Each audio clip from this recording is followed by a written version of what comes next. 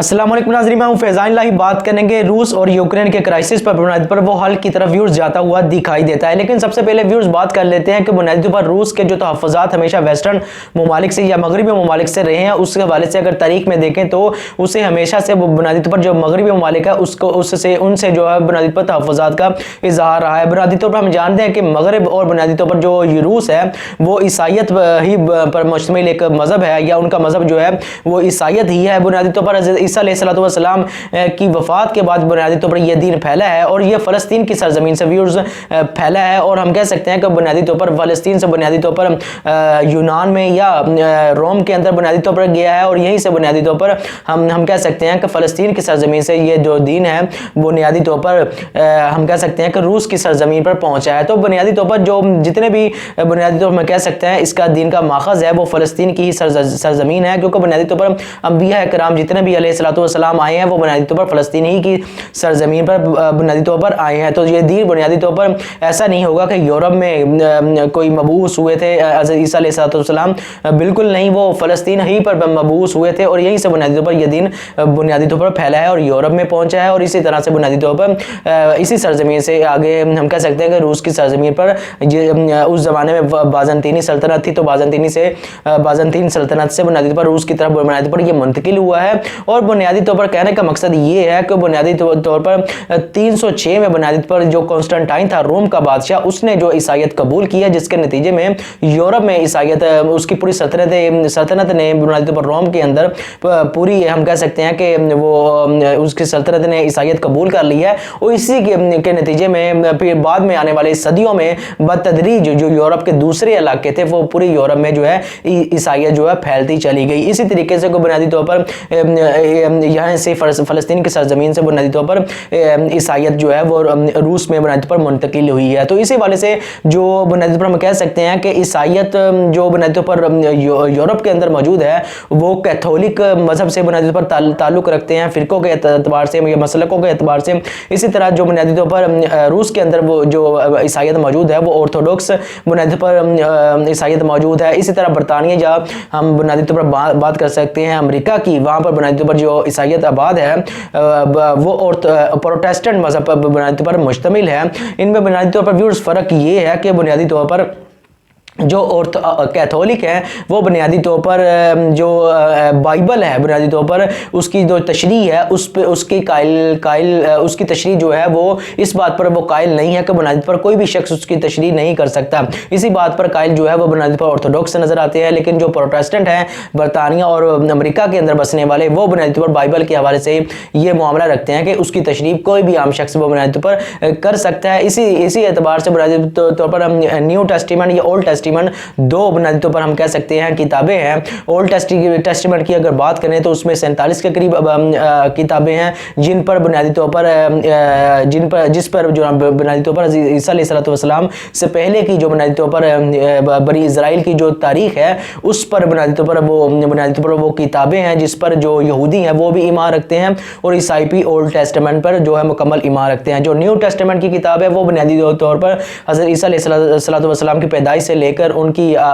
वफ़ात तक के ज़माने की जो वो किताबें हैं, इसमें तकरीबन 25 से 26 के करीब जो किताबें हैं वो बुनियादी तौर पर ईसाइयत के अंदर बुनियादी तौर पर मानी जाती हैं या उनके अंदर काबिल कबूल रखी जाती हैं। तो ये बुनियादी तौर पर इनके अंदर ममालिक के अंदर इख्तलाफ है। तो ये बुनियादी तौर पर कहने का मकसद ये है कि तारीख जब इस तरह से चलती है तो बुनियादी तौर पर जो बाज़ंतीनी है बुनियादी तौर पर जब क्रूसेड्स बुनियादी तौर पर या सलीबी जंगे मुसलमानों के खिलाफ इन्होंने बुनियादी तौर पर की है ताकि यरूशलेम जो मुसलमानों ने हासिल कर लिया था उस पर दोबारा से कब्जा ये कर सके, और कब्जा इन्होंने कर भी लिया। लेकिन फिर बाद में सुल्तान सलाहुद्दीन अय्यूबी ने वो कब्जा वापस भी मस्जिद अक्सा या बैतुल मक़दस जो वापस भी ले ली। तो इसके बाद बुनियादी तौर पर उसी अरसे के दौरान या उसी जंगों के दौरान इन्होंने बाज़ंतीनी जो यहाँ पर जो ऑर्थोडॉक्स यानी रशिया के जो ईसाई बुनियादी तौर पर कह सकते हैं जो क़ीदा रखते थे उन पर हमले किए हैं, जिसके नतीजे में बुनियादी तौर पर बहुत बड़ी तादाद में कत्ल व गारत की गई है, जिसके नतीजे में हम कह सकते हैं कि इनका जो जो चर्च था वो बुनियादी तौर पर पहले एक था, फिर अलहदा हो गया है 1045 में, जिसमें जो कैथोलिक हैं उनका चर्च जो रोम इटली के अंदर मौजूद है। इसी तरह जो ऑर्थोडॉक्स है उनका रूस के अंदर बुनियादी तौर पर अलहदा से चर्च जो है वो अलहदा से हो गया है। तो इस तरह से जो तहफ़्फ़ुज़ात का आगाज़ होता है एक तारीख के अगर दरीचे में देखें जो मगरबी ममालिक है उनसे, और बुनियादी तौर पर जो हम कह सकते हैं रूस के अंदर ईसाई ऑर्थोडॉक्स आबाद हैं, वो बुनियादी तौर पर इनके अंदर बुनियादी तौर पर वैसे नज़रियाती और अकायद के एतबार से बहुत से इख्तलाफात दूसरे भी हैं, लेकिन जो कैथोलिक ऑर्थोडॉक्स हैं यानी रूस और यूरोप के ईसाई हैं उनमें बुनियादी तौर पर मुमासलत ज़्यादा नज़र आती है अकायद के एतबार से या उनके रसूमात के एतबार से। लेकिन जो प्रोटेस्टेंट है या बरतानिया या हम कह सकते हैं कि अमेरिका के अंदर, उनमें बुनियादी तौर पर इख्तलाफ ज़्यादा वसी बुनियादी तौर पर नज़र आता है। तो इसी तरह बुनियादी तौर पर तरीक़ आगे बढ़ती है। तो व्यूअर्स देखते हैं हम कि बुनियादी तौर पर रूस के साथ जो मगरिब के जो बुनियादी तौर पर वेस्टर्न ममालिक के जो इनके शाही ख़ानदान थे उनके ताल्लुकात बहुत अच्छे शुरू के ज़मानों में रहे हैं, जिनमें ये हम कह सकते हैं कि तजारत बिल्कुल आम तरीके से जैसे दूसरे ममालिक में हुआ करती है वैसे हुआ करती थी। और साथ ही साथ अगर हम देखें तो शाही ख़ानदानों में शादियों का रवाज एक दूसरे के यहाँ आम सी बात थी। तो इसी तरह बुनियादी तौर पर अगर हम देखते हैं तो ये मामला ख़राब होना 13वीं सदी में से शुरू हुआ है, जब से बुनियादी तौर पर यही यूक्रेन मुल्क जिस पर अब रूस ने कब्जा कर दिया है, बुनियादी तौर पर जो वेस्टर्न ममालिक है उन्होंने कब्जा कर लिया है, और फिर ये कब्जा बुनियादी तौर पर 1945 तक रहा है। तो इसी हवाले से अगर हम देखें तो रूस को हमेशा से तहफ़्फ़ुज़ात रहे हैं। उस ज़माने में यूक्रेन का जो मगरबी हिस्सा था वहाँ पर कब्जा किया गया 13वीं सदी ईस्वी में, और इसी हवाले से जो मशरकी यूरोप के जो ममालिक है वहाँ पर भी बुनियादी तौर पर यूरोप की तरफ से जो है या वेस्टर्न ममालिक की तरफ से कब्जा कर लिया गया जो कि रूस का हिस्सा थे। तो इसी हवाले से अगर हम देखते हैं तरीका आगे बढ़ती है तो 1610 के अंदर बुनियादी तौर पर पोलैंड की तरफ से बुनियादी तौर पर हमला किया गया है, और तकरीबन 2 साल तक जो है वो मॉस्को पर जो है बुनियादी तौर पर उसने अपना कब्जा बरकरार रखा है। इसी तरह अगर अगली सदी में चलते हैं 1710 में तकरीबन या 1709 के करीब बुनियादी तौर पर हम कह सकते हैं कि स्वीडन की तरफ से हमला किया गया है, और इसी तरह हम कह सकते हैं अगली सदी में चले जाएं और 18वीं हम कह सकते हैं कि 1820 के अंदर बुनियादी तौर पर फ्रांस की तरफ से बुनियादी तौर पर हमला किया गया है मॉस्को पर। तो ये एक तारीख है वेस्टर्न ममालिक की जो अदम इस्तेहकाम या अदम तहफ़्फ़ुज़ का एहसास दिलाती रही है बुनियादी तौर पर रूस को। तो इसी तरह अगर हम मामला देखते हैं तो पहली जंग अज़ीम में बुनियादी तौर पर जर्मनी ने रूस को जो है वो दर हकीकत हम कह सकते हैं मैदान जंग में हराया। वो भी बुनियादी तौर पर एक वेस्टर्न या एक मगरबी मुल्क था। और इसी तरह बुनियादी तौर पर जो दूसरे जंग अज़ीम है उसमें भी बुनियादी तौर पर जर्मनी ने रूस पर हमला किया बुनियादी तौर पर, और वो भी एक बुनियादी तौर पर एक तरह से हम कह सकते हैं कि वेस्टर्न ममालिक की सूरत में रूस पर हमला किया गया था। उससे पहले हम जानते हैं कि 1917 में रूस में इनकलाब आ चुका था, लेकिन 1945 में बुनियादी तौर पर ये जंग जब ख़त्म हुई है तो बुनियादी तौर पर रूस ने अपने ये जो इलाके थे यूक्रेन की शक्ल में हो गए, और ये तकरीबन 15 से 16 रियासतें बुनियादी तौर पर बन जाती हैं। अगर इनकी बात करें, अगर सेंट्रल एशियाई ममालिक को निकाल दे और दूसरे ममालिक की मशरकी यूरोप की रियासतों की बात करें जिनमें यूक्रेन भी शामिल है, तो वो बुनियादी तौर पर हम कह सकते हैं 13वीं सदी ईस्वी से रूस की इस सरजमीन पर मगरिब की तरफ से कब्जा किया गया, और बुनियादी तौर पर 1945 में उसने जो है कब्जा अपना दोबारा से जो है वापस ले लिया। लेकिन ये इस बात की दलील नहीं है कि कोई दूसरे मुल्क का कब्जा कर लेना बुनियादी तौर पर एक तरह से ऐसी चीज़ है कि वो दूसरा का इख्तियार ख़त्म हो जाता है, क्योंकि तारीख में जो है वो सरहदें जो है या जोग्राफिया है वो बदलता रहता है, रियासतें जो बढ़ती भी रहती हैं और रियासतें जो है वो सुकड़ती भी रहती हैं। तो ये कोई ऐसा मामला नहीं है कि, लेकिन तारीखी पस मंज़र पर देखे कहने का मकसद ये है कि यूक्रेन रूस को बुनियादी तौर हमेशा से अदम तहफ़्फ़ुज़ का इजहार वो यूरोप की तरफ से या वेस्टर्न ममालिक की तरफ से हमेशा रहा है। यही वो बात है जिसके नतीजे में बुनियादी तौर पर कम्युनिज़म का या सोशलिज़म का नज़रिया जो है वो अपनाया गया, जो कि दर हकीकत यूरोप ही का या यूरोप के ही एक फ़लसफ़ी का कार्ल मार्क्स का बुनियादी पर एक नज़रिया था, जिसको अपनाते हुए दर हकीकत जो सरमायादाराना निज़ाम है उसका एक रद्द के तौर पर बुनियादी तौर पर एक अपना इज्तिमालियत का या इश्तराकियत का निज़ाम बुनियादी तौर पर रूस ने पेश किया है। तो इसी तरह बुनियादी तौर पर हम देखते हैं कि 1945 से लेकर फिर 1991 तक बुनियादी तौर पर जो सर्द जंग का ज़माना है, जिसमें पहले वेस्टर्न ममालिक जिसमें हम कह सकते हैं कभी पोलैंड होता था जो रूस पर हमला कर रहा था, कभी स्वीडन था, कभी फ्रांस था, कभी बरतानिया था। अब बरतानिया की ताकत ख़त्म होने के बाद जो है अमेरिका ने उसकी वेस्टर्न क़यादत की शक्ल में अमेरिका ने उसकी क़यादत ले ली है। तो वो बुनियादी तौर पर 1945 से लेकर 1991 तक हम देखते हैं ये सर्द जंग का ज़माना था, जब बुनियादी तौर पर अमेरिका अगर एटमी धमाका करता था, रूस भी उसकी रद्द-ए-अमल में धमाका करता था। अगर बुनियादी तौर पर रूस ने बुनियादी तौर पर खला में अपना खलाई स्टेशन पहली दफ़ा भेज दिया है, तो अमेरिका ने रद्द-ए-अमल में अपना चांद पर अपना पहला जो है वो शख्स उतार दिया है। तो बुनियादी तौर पर ये एक तरह से किसी जो सर्द जंग थी जिसमें दोनों मुल्क एक दूसरे को बुनियादी तौर पर चित करने के लिए तैयार रहते थे या कोई ना कोई मौका एक दूसरे को बुनियादी तौर पर हराने के लिए तलाश करते थे। इसी तनाज़ुर में हम देखते हैं कि जनूबी कोरिया की वार भी हुई, इसी तनाज़ुर में हम देखते हैं कि बुनियादी तौर पर वियतनाम की जंग भी हुई जिसमें बहुत सारा नुकसान भी हुआ, लेकिन दोनों फ़रीकों ने बुनियादी तौर पर हम कह सकते हैं एक दूसरे को चित करने के लिए बुनियादी तौर पर अपने अपने जो इत्तेहादी थी उनको सपोर्ट करने में मुकम्मल किरदार अदा किया। तो इसी तनाज़ुर में हम देखते हैं कि जो रूस है वो बुनियादी तौर पर व्यूज़ जब अफ़गानिस्तान के अंदर आ गया तो बुनियादी तौर पर इसी अमेरिका ने बुनियादी तौर पर यहाँ के लोगों को बुनियादी तौर पर जिहाद के नाम पर उभारा और जिहाद बुनियादी तौर पर उस जिहाद को अपने हक में इस्तेमाल करते हुए रूस को तोड़ा और रूस को तोड़कर उसके 15 हिस्से बुनियादी तौर पर या उसके 15 उसमें से 15 रियासतें जो है वो माजे वजूद में आई या उन्होंने बुनियादी तौर पर हम कह सकते हैं कि आज़ादी रूस से बुनियादी तौर पर हासिल कर ली। तो ये एक पस मंज़र है बुनियादी तौर पर यूक्रेन के मामले या